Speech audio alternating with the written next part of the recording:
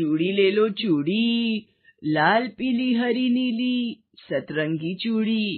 ए बेटी, चूड़ी ले लो बेटी, देखो कितनी सुंदर चूड़ियां हैं मेरे पास। ना ना अम्मा, मुझे नहीं चाहिए। ले लो बेटी, 2 दिन हो गए कुछ कमाई नहीं हुई, ज्यादा नहीं तो 1 दर्जन ही ले लो। ओफो अम्मा, कहा ना नहीं चाहिए, क्यों फालतू में पीछे पड़ी हो। एक बार फिर कांता को नाउम्मीदी हाथ लगी थी। एक वक्त था जब कांता की कांच की चूड़ियां हाथों हाथ बिक जाया करती थी, लेकिन अब ऐसा नहीं था। एक तो बढ़ती उम्र की मार, ऊपर से मार्केट में एक से बढ़कर एक डिजाइनर चूड़ियों के आ जाने से कांता का काम अब लगभग ठप ही पड़ गया था। कांता पास की ही बस्ती में अपने इकलौते बेटे किशन के साथ रहा करती थी। किशन बचपन से ही अपाहिज था, इसीलिए कांता को ही घर चलाने के लिए काम करना पड़ता था। वो कई सालों से चूड़ियां बेचने का काम कर रही थी, लेकिन वक्त के साथ लोगों की पसंद और जरूरतें अब बदल गई थी, जिस वजह से अब कांता के सामने रोजी रोटी का संकट आ खड़ा हुआ था। हे भगवान, आज भी एक चूड़ी नहीं बिकी, अब क्या होगा, घर में पकाने के लिए कुछ भी नहीं है।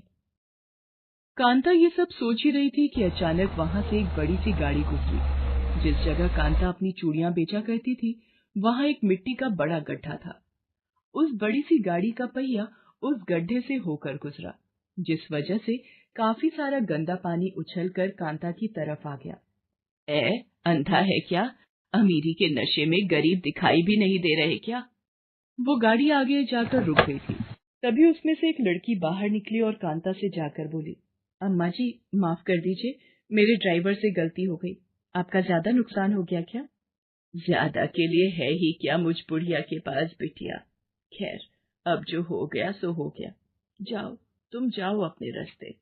लगता है आज का दिन ही खराब है। नहीं अम्मा, आप मुझे बताओ ना, आपका कितना नुकसान हुआ है, मैं उसकी भरपाई कर दूंगी। जाने दो बिटिया, मेरी ये चूड़ियां वैसे भी अब कोई नहीं खरीदता, तो उन पर मिट्टी पड़े या ये टूट जाए क्या फर्क पड़ता है। उस लड़की का नाम मानसी था, जो शहर के एक बड़े बिजनेसमैन की इकलौती बेटी थी और हर रोज उसी रास्ते से अपनी बड़ी सी गाड़ी में बैठकर कॉलेज जाया करती थी। वो कांता को चूड़ियां बेचते हर रोज देखा करती थी, लेकिन कभी गाड़ी से उतरकर चूड़ियां खरीदने के बारे में उसने नहीं सोचा। उस दिन ड्राइवर की गलती से जो हुआ, उस वजह से वो पहली बार कांता से मिली।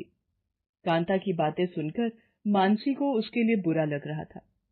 वो कांता की मदद करना चाहती थी, लेकिन वो जानती थी कि इसके लिए उसे कोई दूसरा रास्ता अपनाना होगा। अम्मा, वैसे सच में कितनी रंग बिरंगी और प्यारी हैं आपकी चूड़ियां। आप ऐसा करो, मुझे ये वाली और ये वाली थी, ये तीनों 1-1 दर्जन दे दो। क्या कहा बिटिया? सच में तुम मेरी चूड़ियां खरीदोगी क्या? हाँ अम्मा, मुझे चूड़ियां पहनना बहुत अच्छा लगता है। आप तो बस ये बताओ कि इतनी चूड़ियों के कितने पैसे हुए। बिटिया, 3 दर्जन ली है तो 60 रुपए हो गए। क्या क्या सिर्फ 60 रुपए? इतने में क्या होगा? बेचारी अम्मा सारा दिन इतनी तेज धूप में बैठकर चूड़ियां बेचती हैं, और वो भी इनसे कोई नहीं खरीदता। मुझे कुछ करना चाहिए इनके लिए, लेकिन मैं ये करूं कैसे? अगर इनकी सारी चूड़ियां इनसे खरीद भी लूं, तो इतनी सारी चूड़ियों का मैं करूंगी क्या? और घर पर माँ से भी डांट खानी पड़ेगी। क्या हुआ बिटिया, महंगी लग रही है क्या? अच्छा, ऐसा करो, तुम 50 ही दे दो, पर खरीद लो बस। नहीं अम्मा, ऐसी कोई बात नहीं है। ये लीजिए आपके 60 रुपए। अच्छा अम्मा, ये बताइए, आपके पास बस यही चूड़ियां हैं या और भी हैं? हाँ है ना, घर पर रखी है। सबको लाकर क्या करूंगी बिटिया, पहले ये ही बिक जाए। ये बात भी सही है। अच्छा अम्मा, अब मैं चलती हूँ। इसके बाद मानसी अपनी गाड़ी में बैठकर वहां से चली जाती है, लेकिन वहां से जाने के बाद भी वो सारा दिन कांता के बारे में ही सोचती रही। वो किसी भी तरह से कांता की मदद करना चाहती थी। फिर अगले दिन, नमस्ते अम्मा, कैसी हो आप? अरे बिटिया, राम राम, मैं तो बस ठीक ही हूँ, तुम सुनाओ? मैं भी अच्छी हूँ अम्मा, आपसे चूड़ियां खरीदने आई हूँ। अच्छा, और वो जो कल लेकर गई थी, उनका क्या हुआ?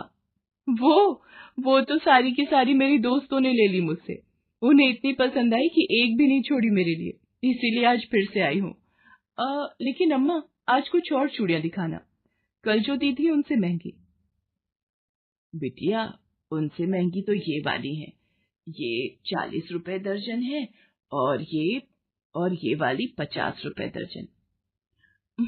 तो ऐसा करो अम्मा, ये 50 वाली 5 दर्जन दे दो। हैं?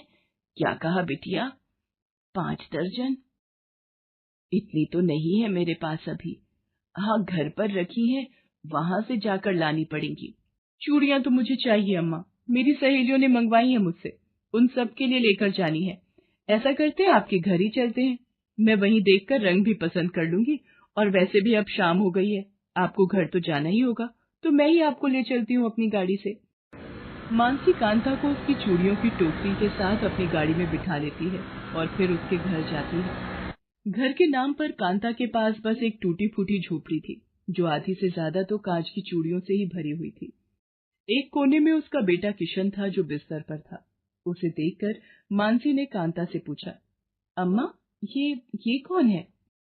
ये मेरा बेटा है किशन, ये बचपन से ही ऐसा है, बस ये और मैं ही हैं, एक दूसरे का साथ देने के लिए। चलो बिटिया तुम यहाँ बैठो, मैं तुम्हें चूड़ियां दिखाती हूँ। अब तक तो मानसी सिर्फ कांता की मेहनत देखकर ही उससे प्रभावित थी, लेकिन अब जब उसने कांता की गरीबी और उसके हालात अपनी आंखों से देख लिए थे, तो उसने मन ही मन ठान लिया कि चाहे जो हो जाए, वो कांता की मदद करके ही रहेगी। अम्मा, आप ऐसा करो, आपके पास जितनी भी चूड़ियां हैं, मुझे सारी दे दो।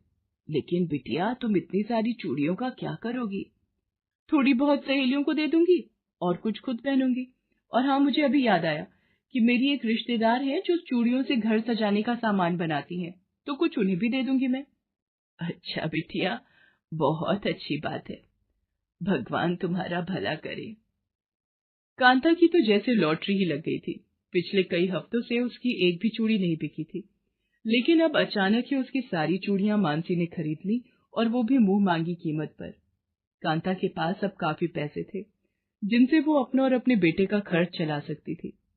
मानसी सिर्फ यही नहीं रुकी, वो हर हफ्ते आकर कांता से ढेर सारी चूड़ियां खरीद कर ले जाने लगी, वो भी सीधे उसके घर से। इसीलिए अब कांता को सड़क के किनारे धूप में बैठकर चूड़ियां बेचने की जरूरत नहीं थी। फिर एक दिन, अरे लक्ष्मी, यहाँ तो आ जरा, ये चूड़ियां तू कहाँ से लाई? ये ये मुझे एक दीदी ने दी है। दीदी? कौन सी दीदी? वही जो एक बड़ी सी गाड़ी से हर हफ्ते यहाँ आती है, और सिर्फ मुझे ही नहीं बल्कि बस्ती की हर एक लड़की को ऐसी ही चूड़ियां देकर जाती हैं, वो भी बिल्कुल मुफ्त में। अपने ही पड़ोस में रहने वाली उस लड़की की बात सुनकर कांता की आंखों में आंसू आ जाते हैं। अब वो सब कुछ समझ गई थी कि मानसी असल में उससे सारी चूड़ियां सिर्फ उसकी मदद करने के लिए खरीदती है। असल में वो कांता से चूड़ियां खरीदकर उसी की बस्ती में रहने वाली गरीब लड़कियों में बांट दिया करती थी।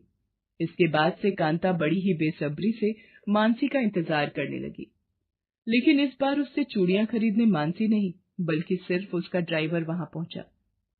अरे भैया, पर मानसी बिटिया कहाँ है? वो क्यों नहीं आई चूड़ियां लेने?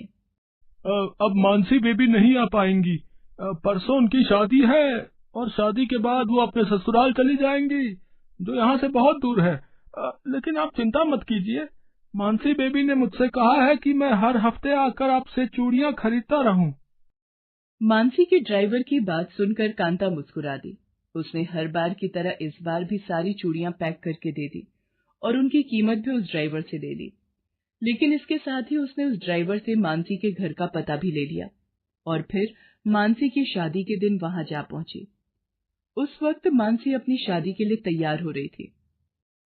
बेबी जी, वो अम्मा आई हैं बाहर, जिनसे आप चूड़ियां खरीदते हो, वो आपसे मिलना चाहती हैं।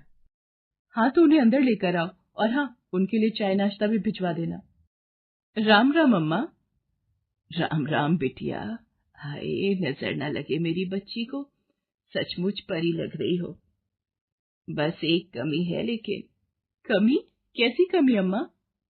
कांता फौरन अपने झोले से सुर्ख लाल रंग की कांच की चूड़ियां निकालकर अपने हाथों से मानसी को पहना देती है। ये करते हुए उसकी आंखों से आंसू बह रहे थे। बिटिया, ये सिर्फ चूड़ियां नहीं है, ये आशीर्वाद है इस गरीब बुढ़िया का। तुमने जो मेरे लिए किया वो करने के बारे में कोई सोचता तक नहीं।